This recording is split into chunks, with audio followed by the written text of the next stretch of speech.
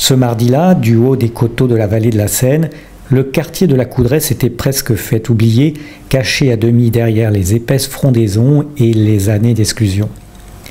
L'opération en rue cadre un réveil de 767 logements.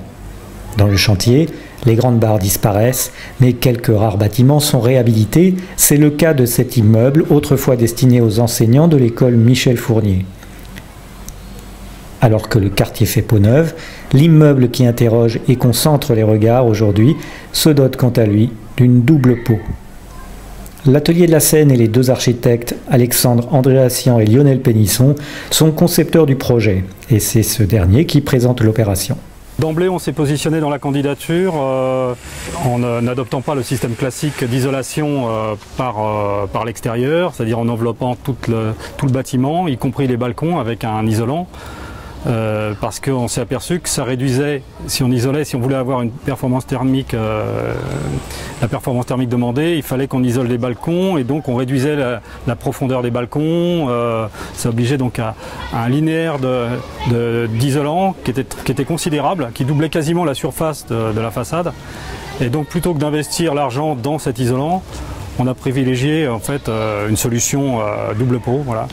Mais qui est une solution double peau qui n'est pas du tout une solution classique comme on en fait d'habitude avec un simple vitrage à l'extérieur. Là, en l'occurrence, c'est un double vitrage. Donc du coup, ça pose la question des surchauffes en été et d'où les stores à l'extérieur.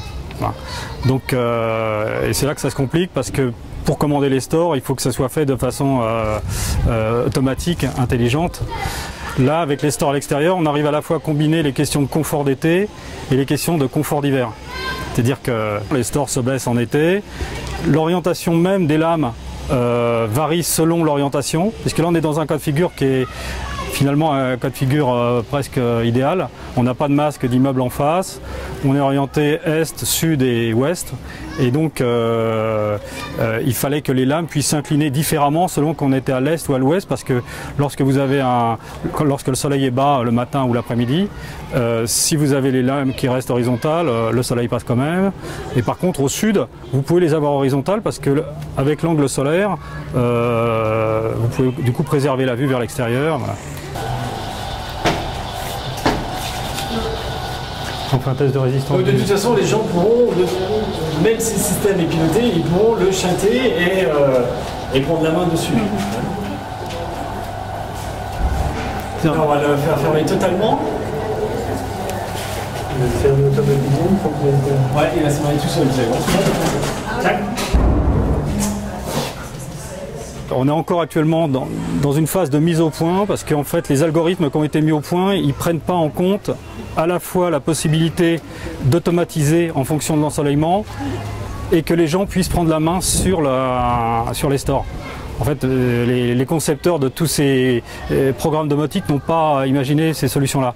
Donc actuellement, on est encore en train de peaufiner le programme là, avec les fabricants qui sont des fabricants espagnols. Voilà. Alors pourquoi les Espagnols? Parce que les Espagnols, ils sont en climat continental et ils ont des climats chauds-froids aussi.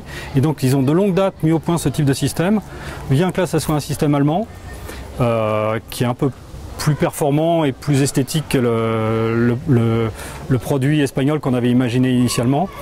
Mais donc tout ça pour en revenir au fait que les Espagnols ont très souvent des doubles pots sur des balcons filants comme ça dans les façades d'immeubles de logement, parce qu'en hiver il fait très froid et puis en été il fait très chaud. Et en fait on a essayé de tramer de façon à être le plus possible en face des fenêtres existantes, de ne pas éviter d'avoir les poteaux en face.